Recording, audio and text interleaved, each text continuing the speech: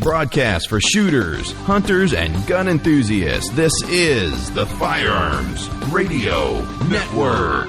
The bandwidth for this episode of Gun Guy Radio is sponsored by Patriot Patch Company. PatriotPatch.co.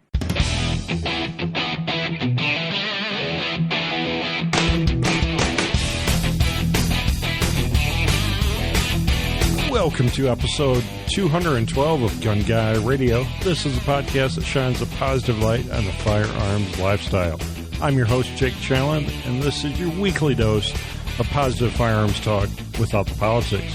And we have special guest, former host, Ryan Machad of Handgun Radio. Hey, Ryan. Hey, how's it going? It's going great. So we have a fun episode here. We have Plinking, backyard Plinking, talking about, having some fun with some 22s. So, what's been up in your world? What's your week in review look like? Oh, well, for people who know me and my my hatred of the AR, or some people call it hatred, I actually have one now. Wow. Congrats! Yeah, my dad decided that he wanted to have a father and son AR, so he's like, "If I buy it, you'll shoot it, right?" I said, "Yep, yes, I will." So he went out, got a Smith & Wesson M&P 15, bought 1,000 rounds of ammo, and I went out and bought a few magazines for him. And then just this past week, I really don't like the quad rail forend, so I was looking around, and the Magpul MOE forend probably was the best option for me, because I just kind of wanted a smooth forend on it. But I did want the option to maybe mount like a miniature foregrip or something. So I picked that up and installed it, and I really like it. And then picked up a few more magazines. They were on sale for like $10, I think, the P-Mags at Cabela's. So Very cool. Yeah, you can't go wrong with the Magpul stuff. Yeah, I hear some people talk crap about it, but it seems pretty well constructed, and I'm not taking it into any crazy environments or anything like that. I mean, this is more of a range toy at this point, but it seems like it would stand up. Well, very cool. Yeah, my week in review, I've been looking, actually, I have a Smith & Wesson M&P 15 as well, and or Sport, and I've been trying to think what forend, because I don't like that factory forend on it either. So I've been trying. Sport 2 or the first one? The first one, without the dust cover and without the forward assist, which is the way all ARs should be. Yeah, the forward assist causes more problems than it solves. So I don't know. I was looking. Maybe I'll just get a Magpul MOE for now, and because that's a good all around replacement foregrip forend, and so I haven't really And I am a novice in the AR world when it comes to accessories. I never really looked at them because I never had one. So I've been asking Savage and people who have experience with it. And I haven't really installed anything on it, but I'm kind of curious to see how easy it is. I think it's M-LOK, so I'm kind of thinking I'll probably just get some of those rail sections and put those on there, so that way I can just buy any accessory that mounts to a Picatinny rather than having to buy the M-LOK specific ones. Right. Yeah, the M-LOK is a really good system. That's another reason it's a good choice for replacing any stock forend, I think. Well, $30, you can't go wrong either. Right. Yeah, the price, you can't beat the price. And, I actually just picked up a Vortex Spark 2 for mine. I don't think I mentioned that. I picked that up a few weeks ago to put a good red dot optic on it, and picked it up on Amazon, which you can use a Firearms Radio Network affiliate link to get your own Vortex 2. That's going to be my next purchase. It was only $199, and it's a great little red dot. Can't go wrong with it. Yeah, it's weird. My dad has a lot of trouble shooting the AR with the backup sights. He it's kind of weird to describe. He's right-handed. He shoots a pistol right-handed, but when he shoots a rifle, his dominant eye for a rifle is his left eye. So he always shot, like when he was on the police force years ago, he shot the shotgun and the patrol rifle from the left side. So he was ambidextrous, sort of, only because of his eyes. Right. And over the years, he had LASIK surgery, and I think over the years the LASIK has kind of deteriorated a little bit too as well. So So I think a red dot will help him. Yeah, a red dot helps a lot of people with vision problems. My dad as well has had he had like a stroke in one of his eyes, and he had to shoot left-handed for years because of that. And then he had a stroke in his other eye, so he lost a lot of his vision. You know, he's like a little bit worse than legally blind now. But with some of the red dots out there, he can still shoot a rifle. And he can actually still shoot a pistol both eyes open. So right. It's really weird. He can't drive a car, but can shoot a gun and hit a target. So, but yeah, check out that Vortex. Really, any of the Vortex optics, they're pretty good budget buys out there in the optics world. You don't have to spend big bucks anymore to get real quality, mount for your gun. So right. Anyways, I mentioned that Amazon affiliate link, and you can bookmark firearmsradio.tv/Amazon, and every time you go shopping on Amazon, a small portion of that sale goes back and helps the Firearms Radio Network. So I really appreciate all you guys shopping with that affiliate link. Keeps us going, and you guys get to buy all the cool stuff you're buying on Amazon anyways, and it helps us out, so appreciate that. And Patriot Patch Company helps make this episode possible. We have, I don't know, I should head on over to Patriot Patch. We have some new pre-orders. We had an Independence Day special here, and that's still going on for a little through this week if you're watching live, and trying to blow out some of the older T-shirt designs. Going to bring some new ones in. But we have It's Dangerous to Go Alone. Take This, the new patches, and we previously had them only, two of them you could only get in a 3-pack, and now you can get the chainsaw one and the shotgun one. You can get those separately now. So if you go to patriotpatch.co, you can pick those up. Also sign up for the email newsletter to win a chance to win a patch a month. patriotpatch.co. I'm sporting the Freedom Selector Switch shirt right now. Very cool. Yeah, that's a popular shirt. We're going to have to do a reprint on those. But yeah, they're on the website as well, patriotpatch.co. Do you shop on Amazon? How about your spouse? Does your mom? Does your company? Why not use the Firearms Radio Network's Amazon affiliate link next time you shop Amazon? Bookmark firearmsradio.tv/Amazon, or click through the Amazon link in the right-hand corner of firearmsradio.tv. Get it? Got it? Amazon it!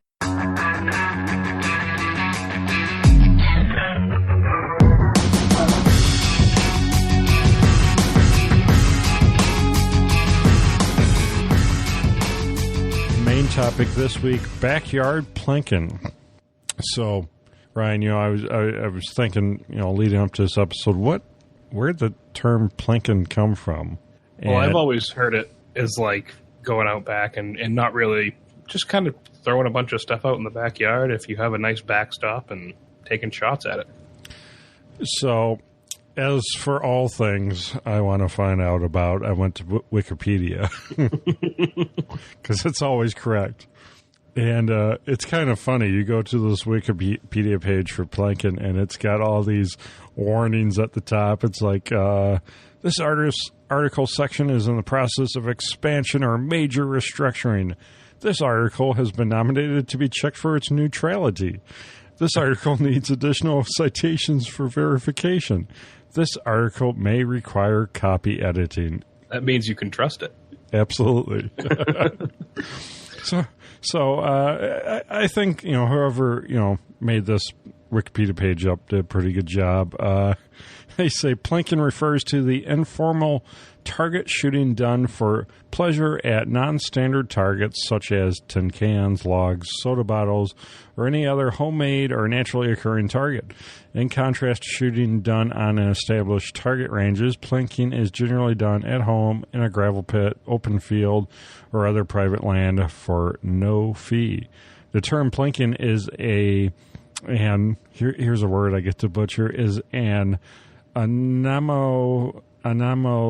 Onomatopoeia. Onomatopoeia, that's it. Oh, man. If you look at this article, did they steal like a space module from NASA and start shooting at it? Because that's what that looks like. I know. I saw that. So the caption for that says, metal target used for Plinking. And it looks like one of the NASA re-entry models from the 70s. No, that's the one from Apollo 13. That's what it looked like. Right. So, yeah. But yeah, it's pretty interesting. So onomatopoeia of a sharp metallic sound or plink. So that's where the word plinking came from, because you hit something metal like that space module and you get a plink sound. And, the bullet or other projectile makes that when hitting a can or similar target. You can even see the edits that people are like putting into the Wikipedia page. Oh, it's so bad. It's funny. So the most common caliber used for plinking is .22 a long rifle, which they may be right in that, since these rounds are relatively inexpensive and have a low recoil. But air guns and airsoft guns are also used, and it goes on and on and on. And pretty terrible Wikipedia page. Everybody kind of gets the idea, though. I mean, you have a gravel pit, or someone has like a nice big rolling hill that you can set up some targets on, and you just sit there. And generally, it's with rim fires, but I mean, you can do center fires too, especially if you're a reloader. Yeah, and thinking back to when the term probably originated, I mean, most people lived in the country, or at least had a relative or friend that was in the countryside. You could just go in the backyard and shoot. You don't have a neighbor right behind you. So I mean, that's what I do. I have a range that's probably 7 or 8 miles from my house. There's a nice big rolling hill, and then a big flat 100 or 150 yard or so expanse that I can go back and forth on and set up my targets. And the neighbors actually come down and say, "What you shooting today? Like, let me see it." You drive to Canada? Yeah, I drive to Canada. They have poutine. So, let's get into the safety aspect before we get into talk about some of the popular tools for plinking. Ryan, why don't you take this? You hammered this description out pretty well. Okay, well, the three specific, aside from the 10 firearm safety rules, the big ones for 22 kind of echo some of the things that I've heard over the years from people. First of all, please do not ever think that, this is just a 22 and I don't need hearing protection. Your hearing is a non-renewable resource. The damage is irreversible. The 22 will damage your hearing. Now, I've spent a lot of time standing in front of a drum kit playing in bands, and I can tell that, especially my left ear, I have a lot of hearing loss in, and it's not something you ever get back. So if you want to grow old and enjoy music and hearing your grandkids talk, please wear hearing protection at all times. And the 22 is it's got a sharp crack. It's not something that's like a loud, like a 4570 is a loud boom. 22 is a very, very sharp, very, very high-pitched crack, and that's going to damage your hearing as well. Especially in shorter barrels, like pistols or some of the shorter rifles, and some of the longer rifles, it's not nearly as bad. But I remember when I turned, I think it was when I turned 21, I wanted to buy my first pistol, and I bought a Walther P22. And I think up to that point, I had never been around a 22 long rifle pistol, and I was really surprised how loud it was, because I'd grown up shooting a 10-22 in the backyard and a Springfield bolt action, and it was so much louder. I'm like, how can this be? It's the same round. Well, and you never know too, because I was wearing some electronic hearing protection, and a friend of mine brought out, I think it was a 41T target rifle. I think it was a Remington. It was a single shot. There was no magazine. It was a bolt action. And it had one of those globe sights on the front. And the barrel was so long that the shot was not triggering the electronic circuit on my hearing protection. So it was that quiet. I think my air gun was probably louder. Yeah. But you just never know. So don't take the chance, because you can damage your hearing pretty badly. Let's talk about, the other safety aspect I think I want to talk about here is that just because, you're plinking and stuff, you still got to realize what's, I'm swatting at flies here, what's beyond your target? Because it's not necessarily going to be a range like we were talking about where you have a berm and everything. You might be shooting it into a farm field, which a lot of times it's okay as long as, you got lots of land and everything and there's nothing out there, or maybe you have a hill out there and you know for certain what's beyond that target. Right. And I've always said that I think people say, oh, yeah, the 22 is killed more people than any other round. And I don't know whether that is true or not, but I think that maybe more people have been killed by the 22 being careless with it, not giving it the respect it deserves, because they might think, oh, it's just a 22, it's a toy, it's like a glorified BB gun, and it's not. It's still a very, very dangerous round. Right. I've heard that statistic as well, that 22 is the deadliest round in America. And that may be true, but it probably has that reputation for a reason. I kind of wonder if it's because popularity alone. I mean, right. And that goes into carelessness too, because it's so popular. People inherit an old 22 revolver and they just throw it in a drawer, and they may never not even clear it. They're just like, I got this gun. What do I do with it? And someone picks it up later on and has a negligent discharge of some sort. So. Right. So, let's talk about some of the popular tools. A lot of us may have started out plinking with a BB gun in the backyard, like a Red Ryder or something, shooting pop cans, or even a pellet gun. So you don't necessarily have to have a technical firearm to enjoy plinking. That was my first one. I think I had it looked like it was a Crossman, kind of a copy. It was all metal of a 1911, and it had this big caulking piece on the back, and it looked like a long slide 1911. It was a single shot, and I don't think the BBs went out fast enough to even puncture like a soda can, but right. It made it work. Right. Yeah, I had when I was pretty young, I had at my grandparents' house, I had a Red Ryder BB gun that was just something I found in the basement. It was like my uncle's or something, and that thing. That thing wouldn't puncture skin or anything. It was just ridiculous, but a lot of fun for a kid. Pellet guns, a lot of fun there, shooting pop cans or... I grew up shooting airsoft. I had an airsoft arsenal when I was like 12 or 13. It was when airsoft was just coming around, and some of the Japanese imports were coming in, and I think I had a Glock, I had a 1911, I had a revolver, I had an MP5, and I had a shotgun that would make you bleed. It was a spring shotgun, and that thing, that was a terror in the airsoft matches we had in our neighborhoods. That's true. I'm a little too old for the airsoft stuff, although I'm sure my kids will get into it here eventually. But now I've lost track of it. Now it's just as confusing as the gun world. Yeah. Yeah, but that's a good point. Yeah, there's a lot of plinking. They even sell like airsoft targets and stuff. And yep. So I think that's something that's pretty good for the gun culture. Get people into it earlier. If you're going to do airsoft, though, avoid the Walmart ones. Yeah. Go online and buy your ones online. The Walmart ones are junk generally. So, before we get into 22 LR, so a while back, the company Crossman. They sent me an AR-15 top end that is actually a pellet. It's a charged air pneumatic pellet top end. And I haven't even looked to see if they still make this thing, but it was pretty cool. I have to dig up. I have an old video over on the Firearms Insider of it. But you would pump it. It had an air cylinder under the barrel, and you'd use this like bicycle pump looking pump, except it wasn't a bicycle pump. It was a super high pressure pump that you'd pump that air cylinder up with, and then it would, you could shoot pellets like all the way through an apple and stuff. So it was pretty powerful, and it was all on top of any AR lower you had. You could just, take out the two pins, put this Crossman top on it, and go at it.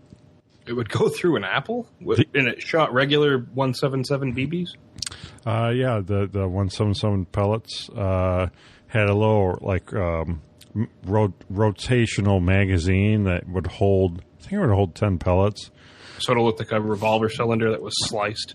Yeah, kind of. And you'd slide it into the upper, and then to charge it, it had like a charging handle of sorts, but that was like the cocking mechanism. But you had to do it every time, so it's like, well, it's on an AR, but you really have to use it like a single shot, 22 rifle or something, and it was kind of neat. But it just goes to show there's a lot of different things out there on the market. So for 22 long rifle, I think one of the most popular is probably, 1022? It's always been a race between the 1022 and the Model 60, I believe, in terms of sales, this Marlin Model 60. Okay, yeah, we should put that one in here. Yeah. Those are classics. There's one I grew up with was a Springfield. Besides the 1022, was a Springfield. I think they called it a 69R or something, but it was a bolt action, and there was a lot of variations of them. I think an earlier model was like the 67, but Springfield had a lot of these old bolt action 22s that range from the early 1900s all the way through the end of the century. And the cool thing about them is that you could shoot shorts, 22 shorts in it, 22 longs, which can't find those anywhere, or 22 boxes, or 22 long rifle. I would, though, wouldn't I? Yeah, of course. Those rifles are cool because remember, like before 68, I think it was 68, you could order these rifles through the Sears catalog through the mail. So a lot of gun companies would make these, off-brand name 22 rifles for like kids or Savage made a lot. Savage, yep. Stevens too. Yep. I have one that my grandfather bought to shoot groundhogs with. It's called the Ranger by Stevens. And it is the most accurate 22 rifle that I own. And it has one of the best triggers on a rifle I've ever tried. And he paid $60 for it. That's a really good point. If you're looking for a budget plinker, go look in like pawn shops or just like older gun shops. Your mom and pop gun shops, not Cabela's or anything like that, but right. These older gun shops or definitely pawn shops where these things come in from estate sales all the time, and there's just so many of them, and so they're super affordable still. And the bore is good and the exterior's shot, it's still probably a good rifle. Yeah, don't hesitate. If there's a little surface rust on it or stuff, check out the bore, check out the action. See, make sure that everything's fairly tight, and you're probably good to go, and you got a great little Plinking gun there. And you can take off surface rust with a little bit of oil and some quarter-aught steel wool. So, yeah, exactly. So some others are like a Henry Lever rifle, or really any of the Lever 22s are just tons of fun. I got to throw one in here that I grew up on before we get to the pistols, because I have another one that a lot of people probably haven't heard of. But I grew up in Maine. Everybody has a 22. If you own only one gun, it's probably a 22. And so I grew up around bolt actions. I grew up around single shots, semi-autos. But the first one that I ever fired was I don't remember the brand. I think it was a Winchester, but it was a pump action 22, and it had no trigger disconnect, which means that every time you slammed the pump forward, the round went off. Nice. And it had like a 15-round tube underneath. So that was fun to plink with. Very cool. So there, and I guess to round out kind of the long guns, and I'm sure I'm missing a bunch of them. There's a bunch of single shot variants out there, including like the newer Cricket, 22 Cricket for kids and stuff. But there's this whole new line of AR styled 22s. And I think the best one on the market right now is probably the Smith & Wesson M&P 1522. There's a lot of other ones, but I think as far as just budget and price and quality, that one hits it on every aspect. There's companies like Mossberg that tries to do like a 1522, but just fails miserably at it. But it's pretty cool. It gives you the modern sporting rifle package in 22 caliber. And always remember the top ends that you can get for your AR if you just really want to keep that same trigger feel and everything like that, because a lot of the top ends will run you almost the same price as some of the dedicated 22 plinkers. Yeah, and that's why I generally steer people towards like the 1522 because the top ends are just so much money and the magazines and everything. Let's get into the handguns. So, we have like the Ruger single six, which is the, revolver. So it's a single action revolver, which means you got to pull the hammer back every time. Right. And the single six is a gun that a lot of people have learned on.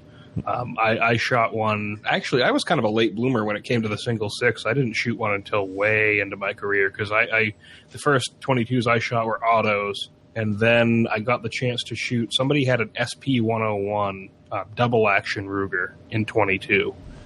And then, so I shot that. That was cool because in double action with a 22, on a 6-round, like maybe a 38 or a 357, you've got a lot of travel between each cylinder notch for the locking system in the revolver. With the 22, you have 10 rounds in your cylinder. So the travel between those notches is a lot shorter. So your trigger pull will tend to be a little bit better on a double action revolver with a 22 long rifle if you have 10 rounds.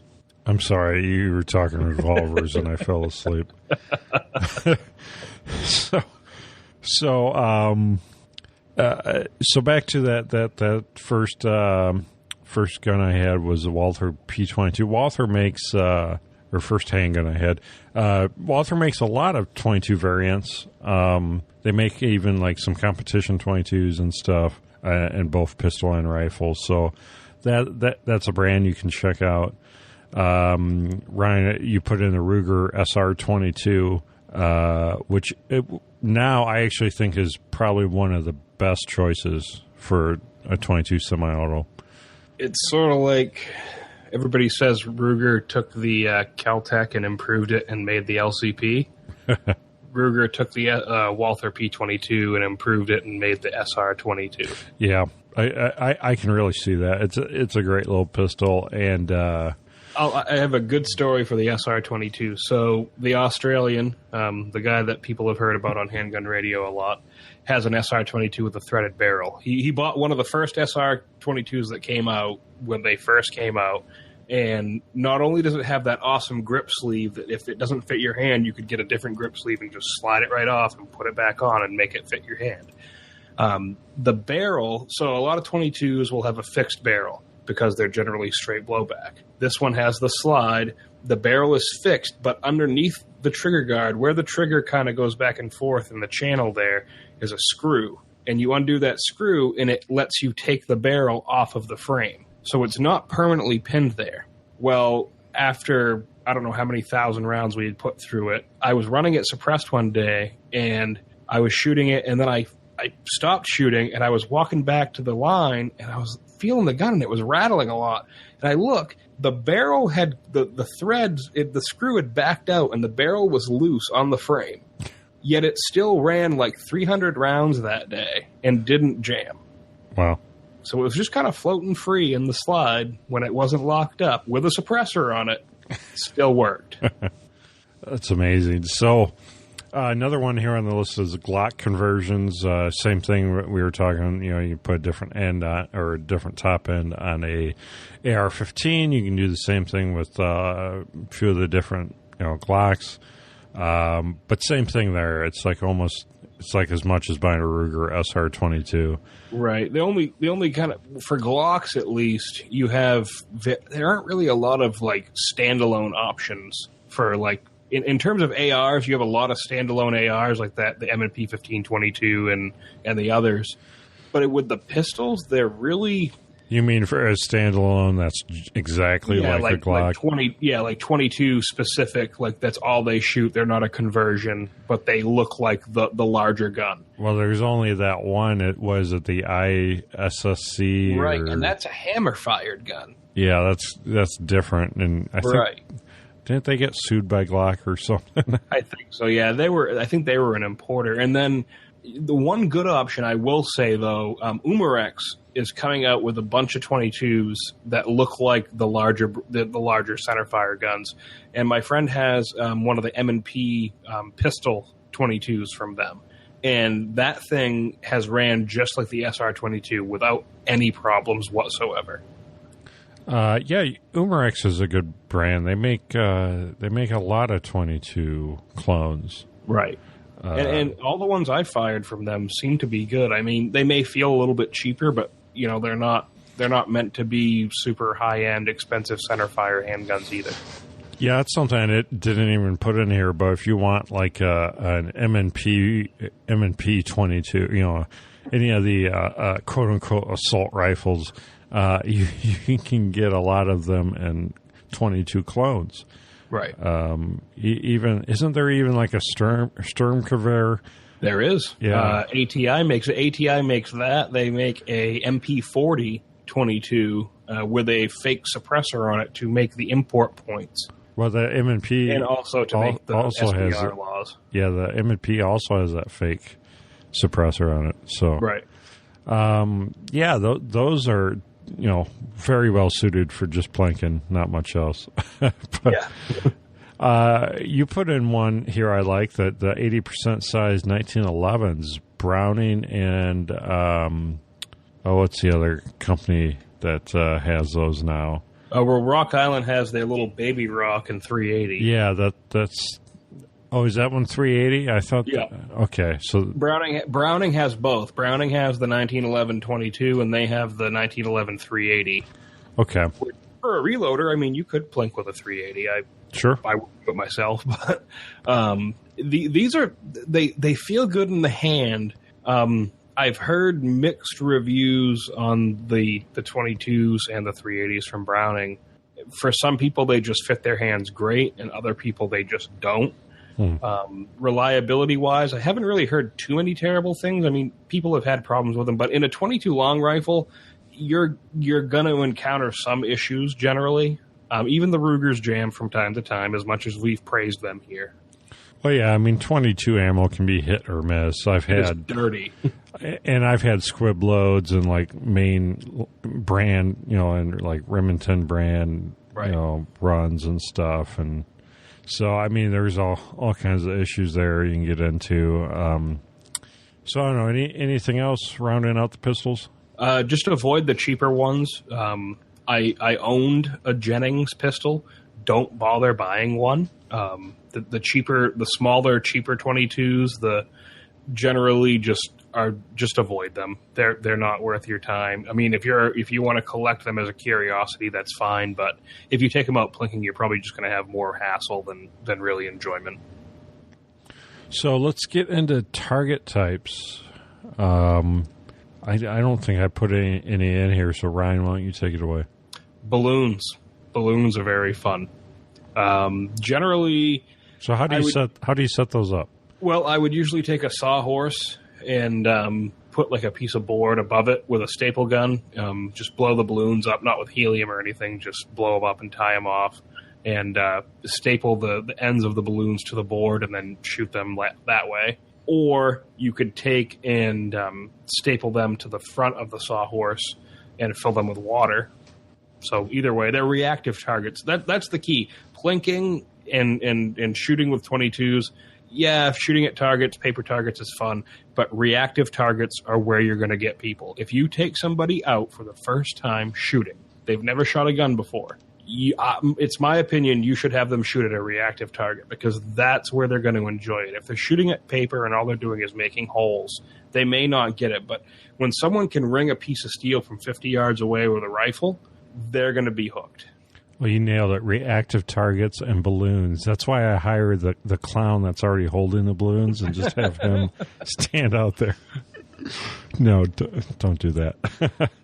Yeah, steel plates are great. And when we say steel plates, we mean shooting target plates that are made out of hardened steel. And it's not that expensive to get into either. Right. You can get, especially rated for 22s, you can get them at a very good price. I have a 8-inch steel plate that I use for almost all my shooting on my YouTube channel. And I use a shepherd's hook that I bought from Walmart for $5, and I think I paid $23 for the plate and $8 shipping. So total, I have $35 in it, and I have a target that sits in the back of my car. And whenever I want to go shooting, I just grab my guns, hop in my car, go to my range, spray paint the target, and I have a target. So you're not worried about that flinging back at you? Nah. You mean the steel, the bullet hitting the steel? Yeah. No, because it swings. So if you actually look at the base of the target, you can see this line where all the jackets and everything have hit the target and splattered downward. Because the target has to be free swinging. If it's not free swinging, it has to be angled with the top of the target towards you and the bottom down. So all the rounds, when they hit, are going to be directed downward. Right. I've it's a mini IDPA plate I shoot at, and it's on a stand, and it's angled down, right? So I can shoot pistol at it, and you can see just a straight line through the grass of where all that hits. And actually, Dustin Ellerman has a really good video of him shooting at a plate that's standing in water, and so in real time, you can see that line of jacket just hit the water in a straight line. It's pretty cool. And the reason you buy proper steel is because if you just use cheap steel and it's crap and it gets pitted and dented, that's when you're going to have the potential for ricochets. I know somebody who was shooting at a plate that was well past its useful life, and they were catching fragments of bullets back at them from like 15, 20 yards away. Right, and we were joking about shooting at the space module earlier, and I know I've been guilty of shooting at like old steel gas cans and stuff like that in the past, but that's pretty risky because you could have fragments come back from any of that stuff. That's any of that soft steel. Any non-hardened steel can divot and fragment and fly back at you. Golf balls are a fun one. Absolutely, yeah. Golf balls are a lot of fun, and I think a trick for golf balls is to buy a bag of golf tees to set them up on, so they're standing up out of the grass. Because even if you think the grass is mowed pretty short, it's probably still too tall for shooting golf balls because they tend to drop down in there. But you get a big bag of golf tees for not much at all, and they'll fix that problem. Expired eggs. No, this is one that's probably weird, but I mean, hey, if it's coming up to a Saturday and you look in the fridge and your eggs are past the date that they're good for you, then why not take them out? They're reactive. Well, sometimes you can buy eggs super cheap too, because I'm not past wasting poor people's food. That's terrible. Old burnt out light bulbs. I'll save you on this one, Jake. Old burnt out light bulbs work too. You remember the old, not the ones that you have now that the government mandates you have, and you have to call the hazmat team when they break, but the old ones, right? Not the CFLs, because those have mercury in them. Yeah, don't shoot those. But the old ones, if you have a bunch of them and they keep burning out, save them. A few of them may break, and that's fine. But those are really great too, and you can use a drill with a big cutting bit to go into like a piece of board and just set them right in there. Then you got cleanup, though. That's cleanup. The easiest thing for cleanup, and this is the thing, we have a public range here in Maine. I don't go to it anymore because I got muzzled too many times. But the other reason is they shut it down because of this, or because of that, and apparently someone shot over the berm and it went to somebody's house. Place all these targets over a large blue tarp for easy cleanup at the end of the range session. You need to always leave a clean range. Well, some people are fortunate enough to like out west, they got BLM land and stuff, and so even some of the garbage dumps, you can just go in the garbage dump and hey, clean up, all done. You don't even need to bring targets. Right. So let's see what else we got here. Playing cards. That's a good choice. Yeah. Yeah. Get a nice big flat piece of cardboard between two stakes and staple the playing cards to it. And that's poker. So. And here's a great tip: if you want a bunch of fun, cheap targets to shoot that you're just going to throw out and not waste a bunch of money on, just stop by the dollar store on your way to the range, because there's you can get like little army men. There's so many. Cheap, super cheap targets at the dollar store that you can pick up and shoot, and use Ryan's tarp idea, and makes cleanup super easy. Absolutely. So, what else we got? Pop cans, full of pop cans. You can get the cheap like Sam's Club or Walmart, like what do they call Dr. Thunder or something like that. Right. And, yeah, the El Cheapo pop. You can,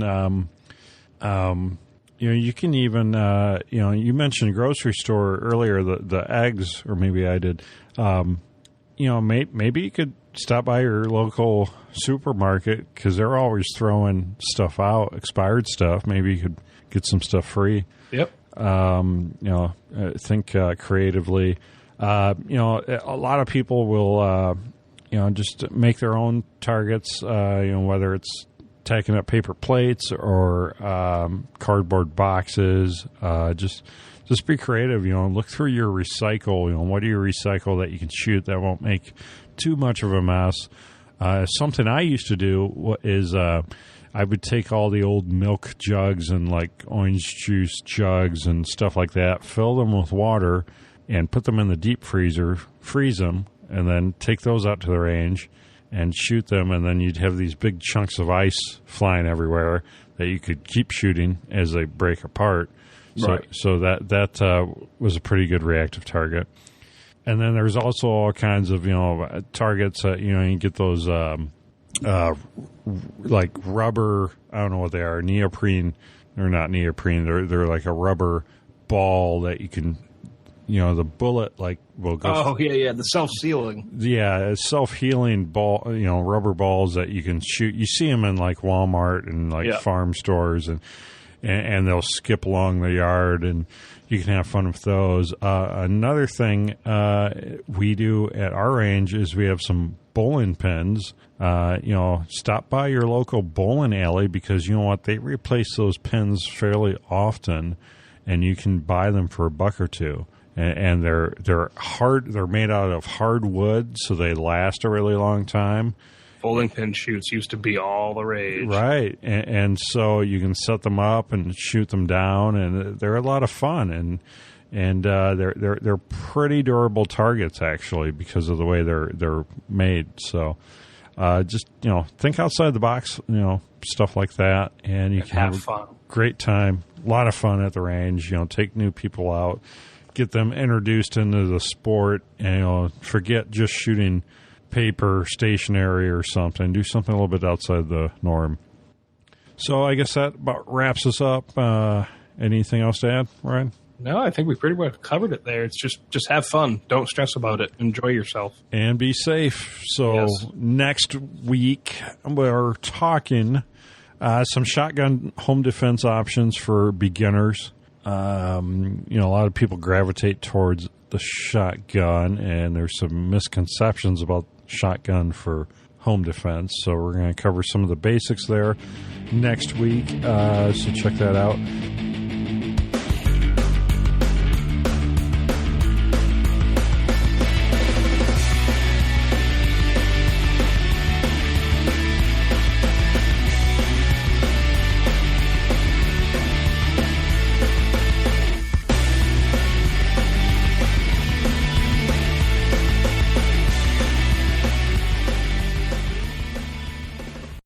Gun Guy Radio says thank you and proudly displays artwork and graphics designed by Ryan Cross of Hunter of Design. HunterofDesign.com. Ladies and gentlemen, it is 7-inning stretch time. We invite you to join in singing "Take Me Out to the Ball Game." Patches, get your patches here. Patriot Patch Company has all your favorite flavors. Tactical, Western, sci-fi, Pop culture, hot and ready. Don't forget to wash it down with a Pro Gun Custom Screen Printed T-shirt. Available in sizes medium to 5XL. They're great for any occasion. Patches, get your patches at patriotpatch.co.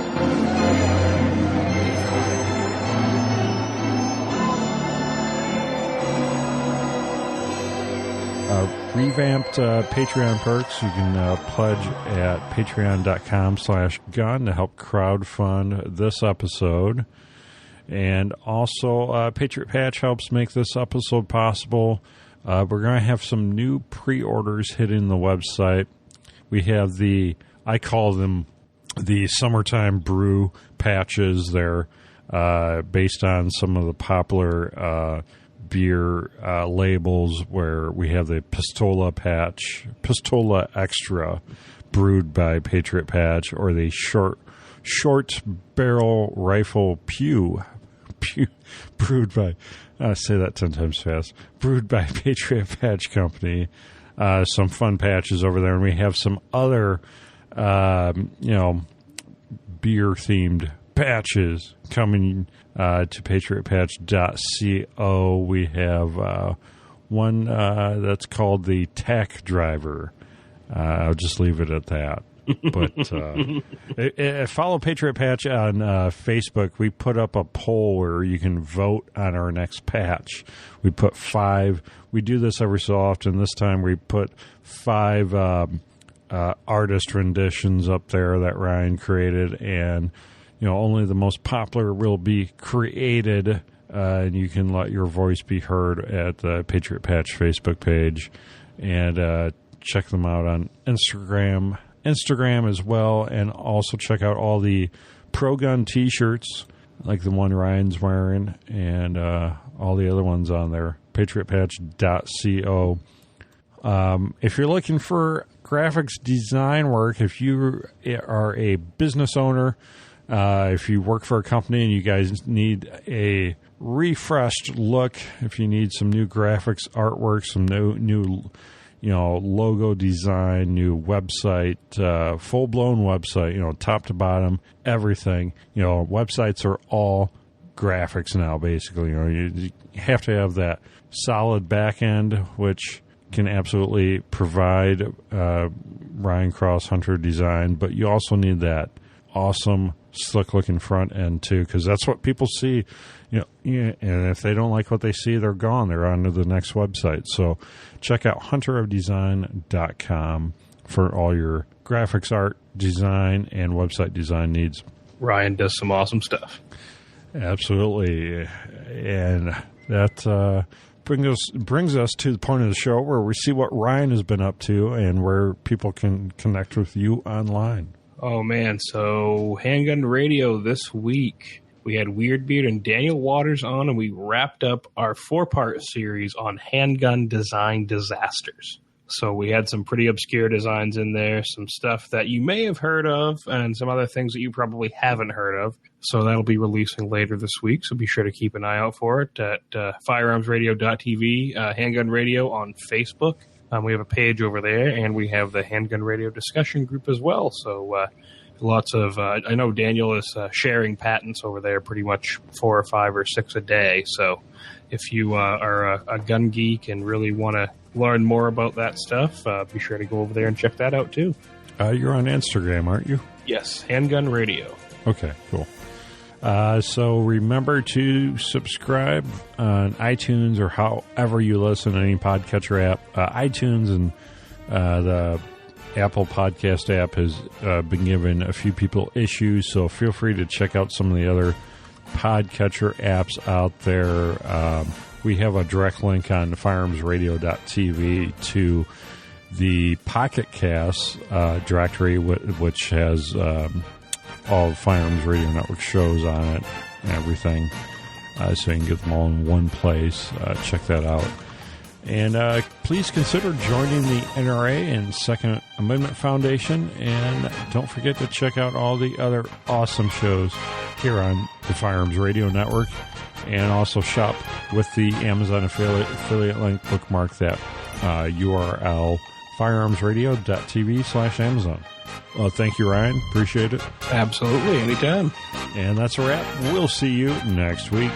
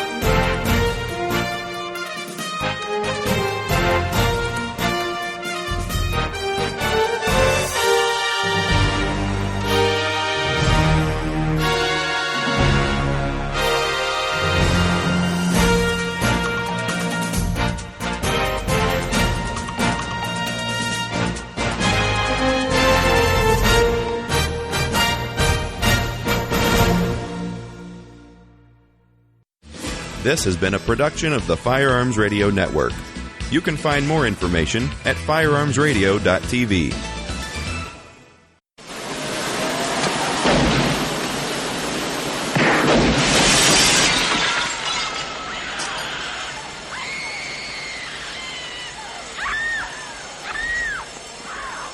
I know what you're thinking. You're thinking, did he fire 6 shots or only 5? Now, to tell you the truth, I kind of forgot in all this excitement. But being this is the Guns of Hollywood podcast on the most popular pro-gun podcast network in the world and will blow your eardrums clean out, you've got to ask yourself a question. Have you subscribed yet? Well, have you, punk? GunsOfHollywood.com or search Guns of Hollywood on iTunes or your favorite podcatcher app. Punk.